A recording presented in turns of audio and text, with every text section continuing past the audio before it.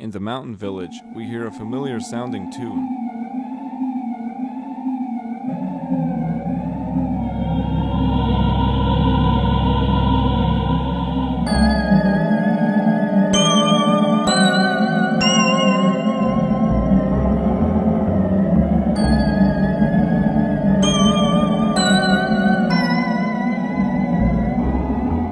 It is a rendition of the Southern Swamp.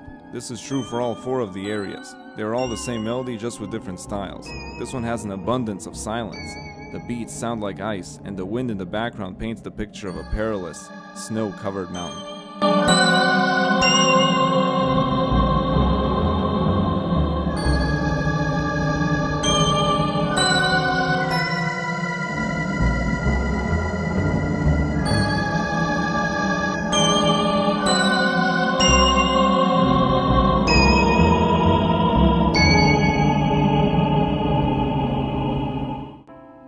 After some exploring, we find ourselves in Goron village, where the Gorons are either frozen or freezing. We run into Kebra again, who leads us to the lens of truth. Now we're able to see the wandering spirit of a Goron. We follow him back to the mountain village and up a cliff where we enter the Goron graveyard. The spirit introduces himself as Romani III, a great warrior who perished trying to stop the demon causing this blizzard. He asks us to put his soul to rest and continue his legacy by helping the Gorons. We acquire the Goron mask as well as hot spring water, which we use to thaw out the Gorons. Since we look like Darmani in Goron form, this guy allows us entry to the Goron shrine. The classic Goron music from Ocarina of Time plays here.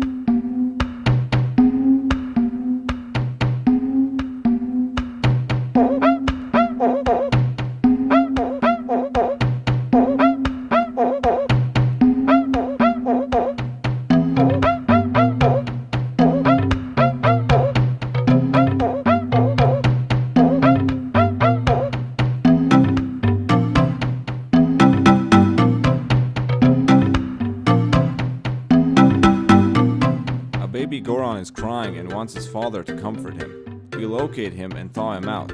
He teaches us the intro of the Goron lullaby in order to calm down his son, since he's too weak at the moment.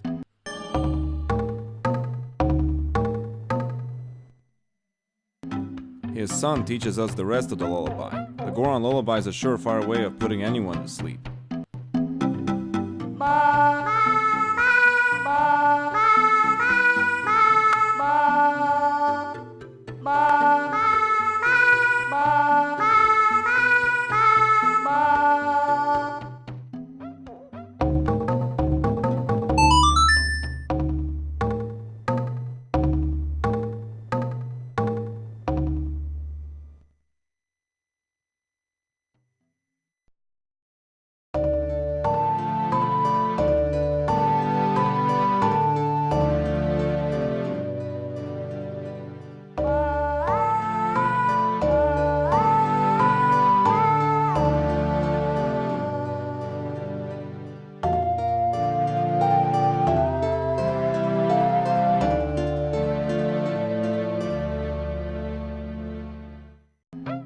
Now that that's over, we finally head out for Snowhead, the source of the eternal blizzard.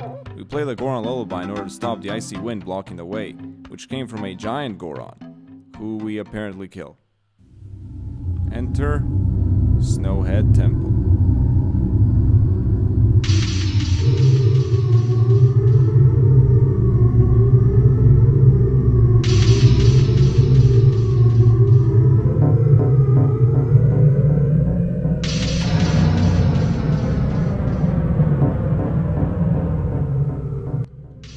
Cold, foreboding song made up of environmental sounds such as wind and ice.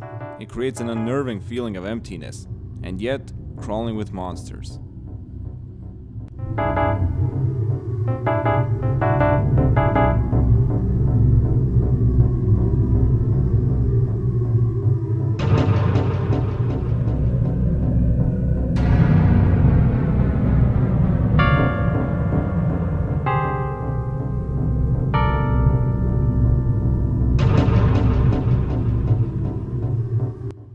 We traverse the entirety of this mystical cavern, obtain the fire arrows, and go up against Goat, a pretty cool chase fight.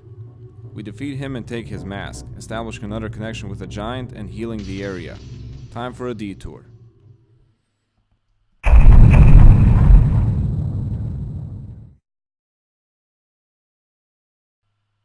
Before continuing our quest, I want to pay a quick visit to Romani Ranch and talk about the alien/ghost attack music.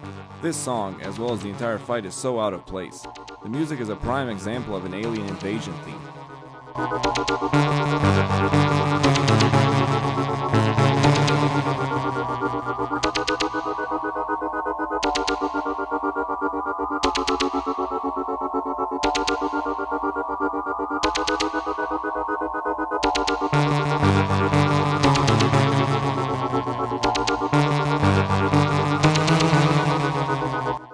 Now, let us head west.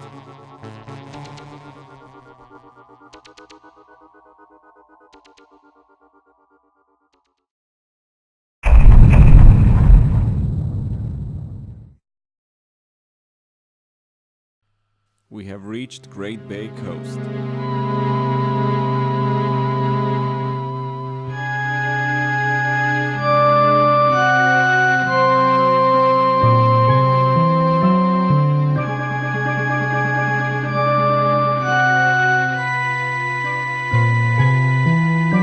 This version most likely mimics the tragic band that we are about to meet. Note the vocals and guitar.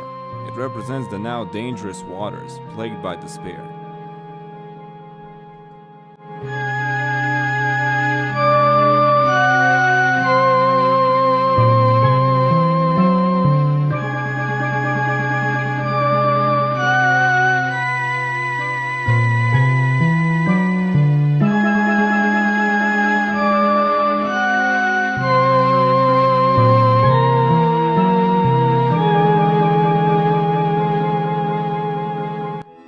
We spot a wounded Zora in the water and take him to shore. His name is Mikau, and with his dying breath, he plays a song that explains the situation at hand.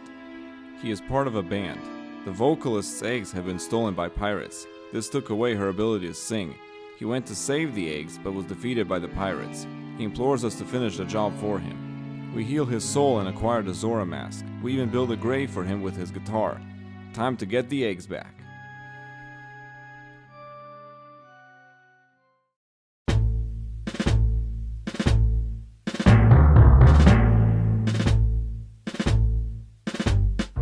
The music of the pirates' fortress lets us know that the pirates are formidable opponents that shouldn't be taken lightly, and that their fortress is hard to crack. This mission won't be easy.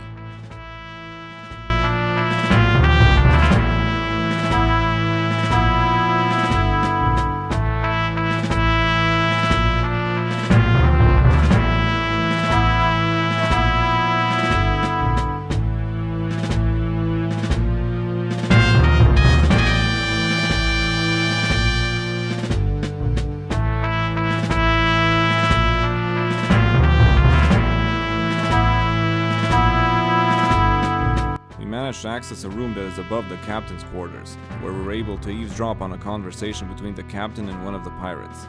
4 eggs are in the fortress, while 3 were lost at sea and belong to sea snakes now. The captain also mentions a dragon cloud which contains a temple filled with treasure. They need the eggs to access this temple.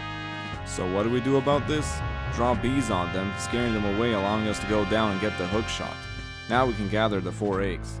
We take them to a marine research lab for safekeeping while we go look for the other 3. They can only hatch when all eggs are present. We obtain a seahorse from a nearby fisherman which will guide us to Pinnacle Rock where the sea snakes are. He also asks us to save his friend, so we do that and gather the 3 remaining eggs. We return the eggs to the marine research lab. Now that they're all back together, they hatch. It turns out that baby Zoras look like music notes. They teach us new wave bossa nova, a very cool and energetic song.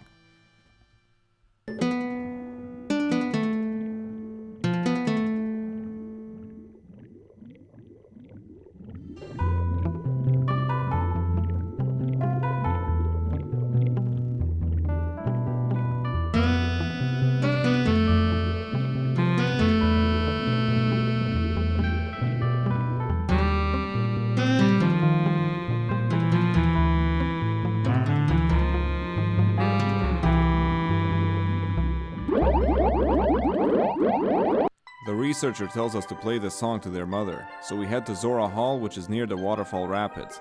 Zora Hall has the same music as Zora's Domain, a relaxing, tranquil song.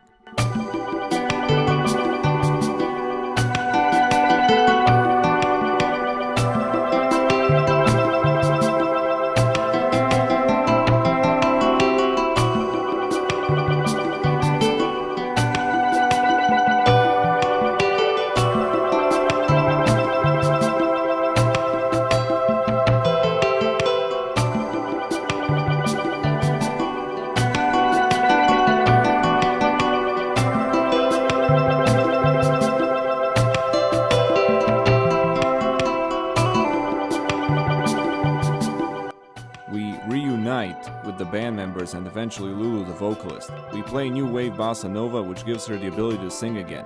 This wakes up a giant sea turtle who takes us to the murky Great Bay Temple, the source of trouble.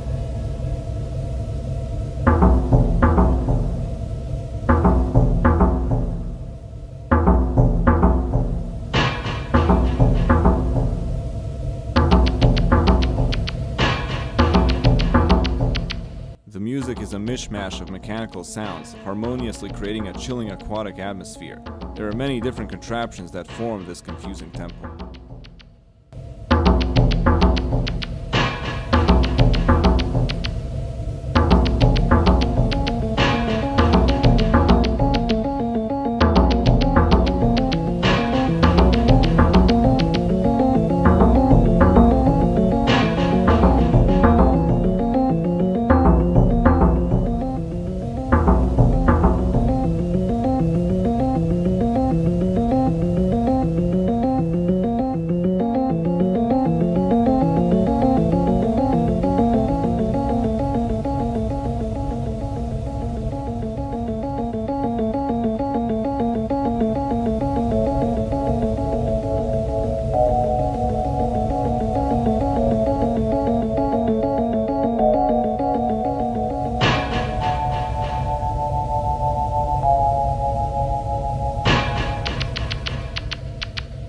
We managed to overcome the different water-based obstacles, locate the ice arrows, and reach Georg.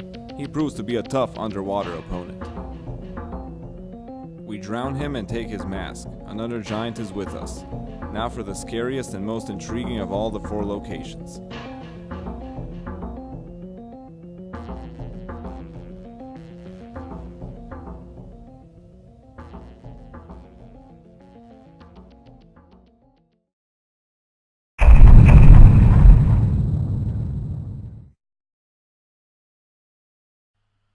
Before heading to the final area, you'll need the Garo mask that you get after the escort mission in Romani Ranch, and you'll need to visit Ikana Graveyard to pick up the captain's hat after defeating Captain Kita, and use it to venture underground to find Flat, one of the composer brothers who helps you remember the Song of Storms, which represents his sadness of losing his brother. It is another wacky tune from Double OT. After all that, you use the Garo mask to finally reach Ikana Canyon.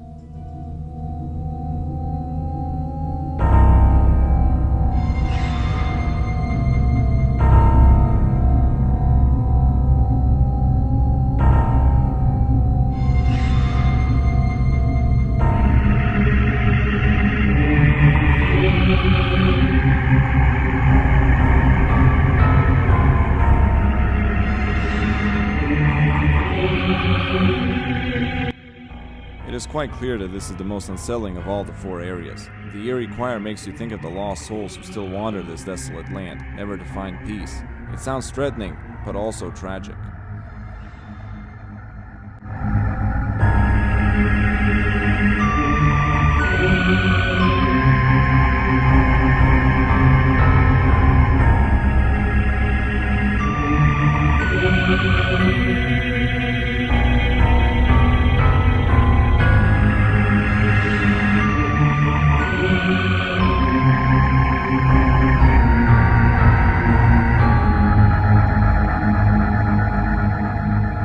You spot a music box house at the center, surrounded by Gibdos. You make your way to a cave above the house and encounter Sharp, the older composer.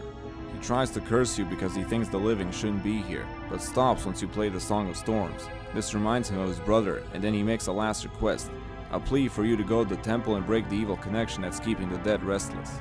In order to get to the temple, you'll have to visit the King of Ikana, who is situated in the ruins of the ancient castle of Ikana. Sharp also revives the Ikana River, which makes the water wheel of the music box house turn, commencing a tune which drives away the Gibdos. Now that the Gibdos are gone, a little girl named Pamela steps out of the house. This is your chance to enter the house. You go downstairs and approach a closet when suddenly, Pamela's father in Gibdo form pops out. You play the Song of Healing, turning him back to normal and rewarding yourself with the Gibdo mask. Pamela and her father have a heartwarming reunion. The only way to reach the castle is to go beneath a certain well. You have to feed Gibdos in order to proceed. You eventually obtain the mirror shield, opening the way out of the well.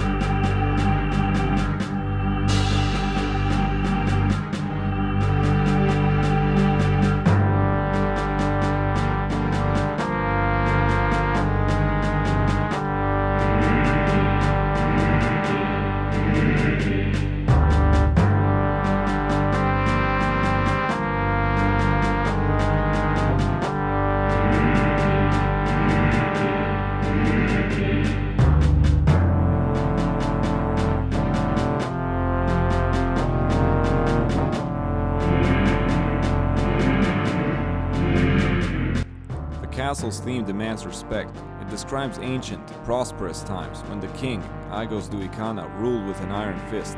His army was strong and fearless. The castle acts as a mini-dungeon, full of obstacles. You fight some Redeads, a Wizrobe, until finally locating the throne room. You first fight 2 of the king's servants, then the king himself. After defeating them, the king exclaims how the darkness of the stone tower must be stopped and teaches you the final main song, the Elegy of Emptiness.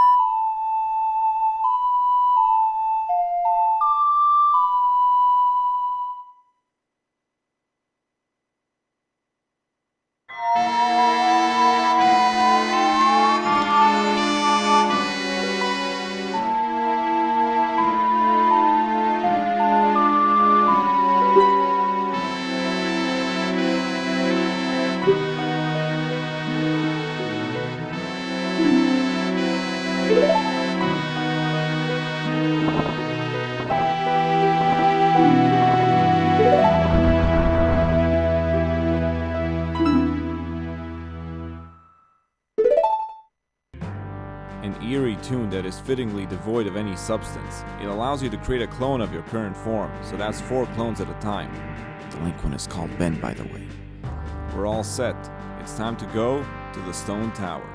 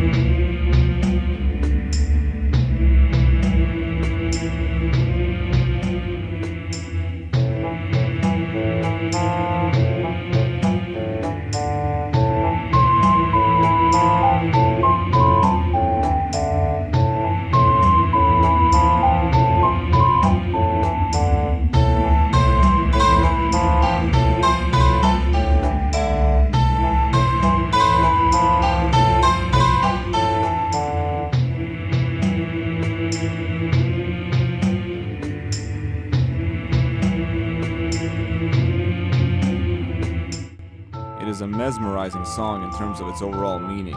It is divine height that is way too high for any mortal. Before reaching the temple, you have to go through a pretty hefty ascension involving the hookshot and the Elegy of Emptiness.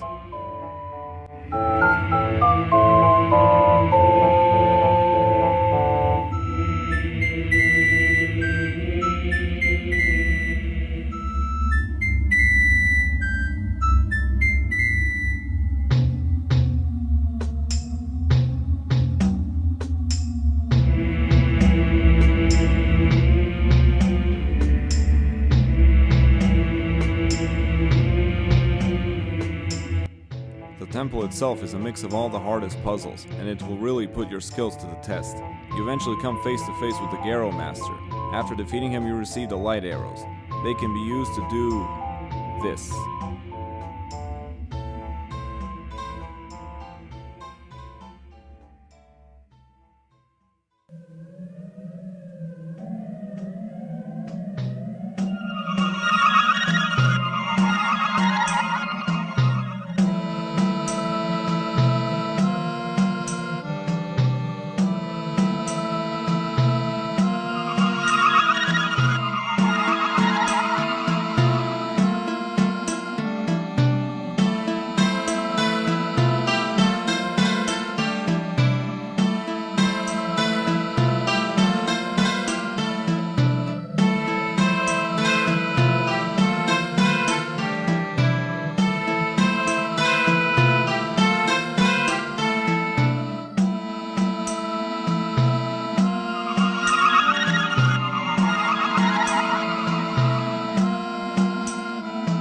The inverted version is even more twisted. It is the downfall of the mortals, and it is probably the most disturbing song in the game, and for good reason.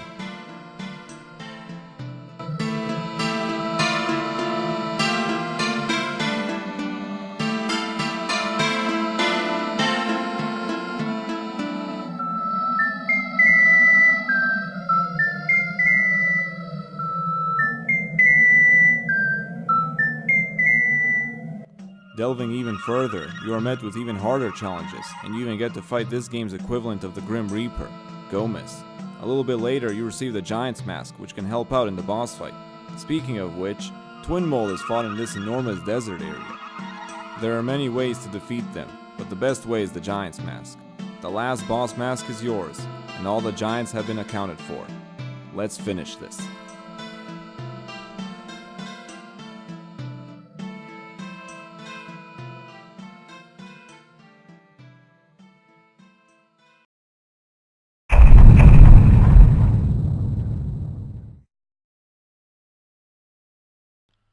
You've come a long way. At the end of it all is a moon. A very creepy moon. The final hours are counting down. This is your chance to save Termina.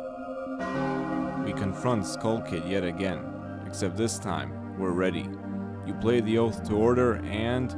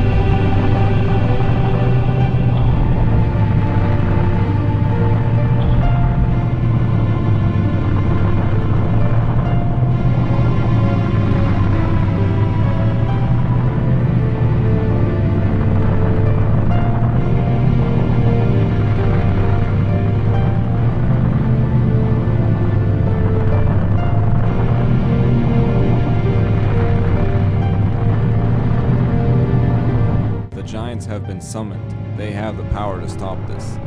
Everything seems fine until...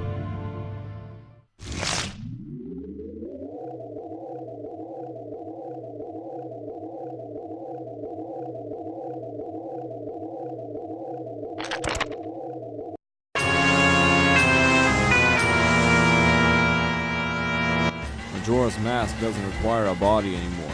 It goes into the moon and becomes one with it, giving it enough force to destroy and consume. Now you have no choice but to go up there, much to Tattle's dismay.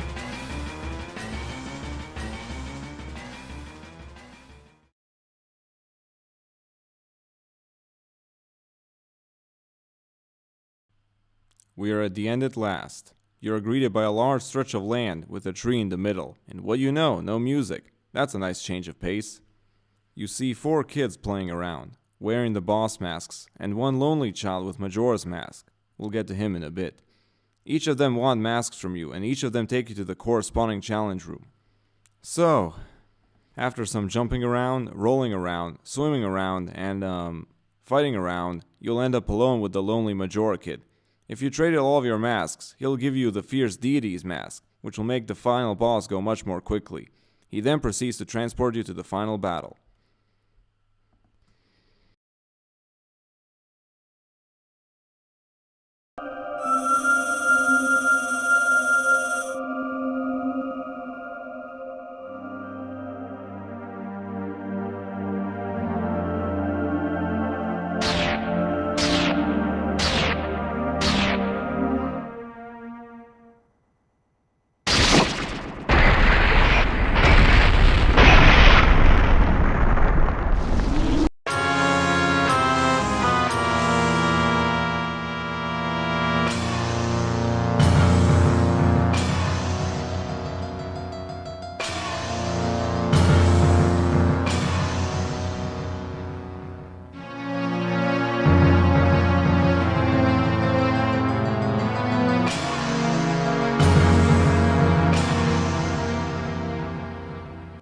Majora's Mask is like a prelude to the dark powers that Majora is about to unleash.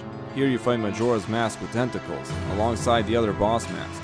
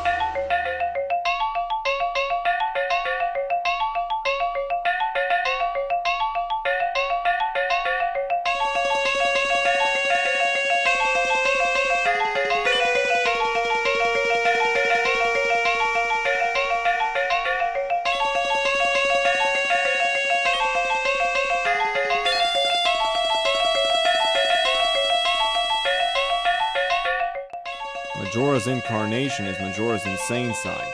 The song is all over the place without any sense of structure. You fight a weird, goofy looking Majora.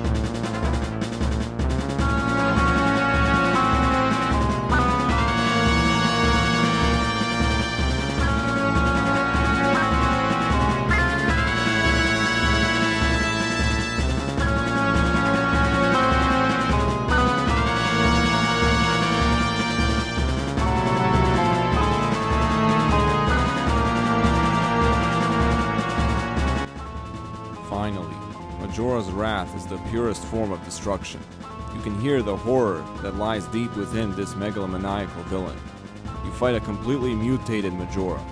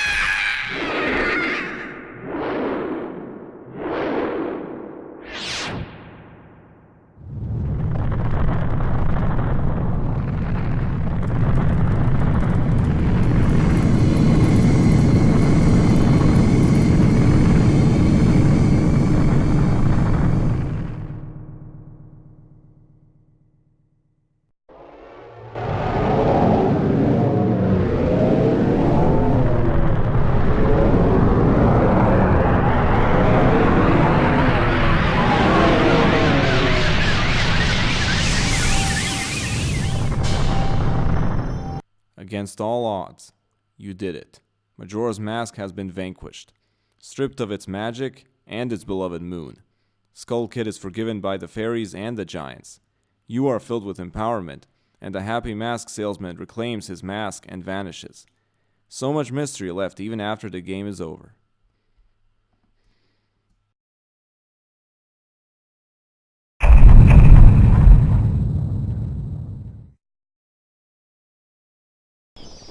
A lot of effort went into this game's soundtrack. Every track holds some kind of meaning, whether through the context or the instrumentation itself. A lot of dark and gloomy themes, but there is also a handful of joyous themes as well. The soundtrack gave the game that extra boost needed to make it legendary. There's always so much to discuss when it comes to this work of art. It is comprised of so many complex elements that one video doesn't do it justice. As long as there's something to talk about, its legacy will live on.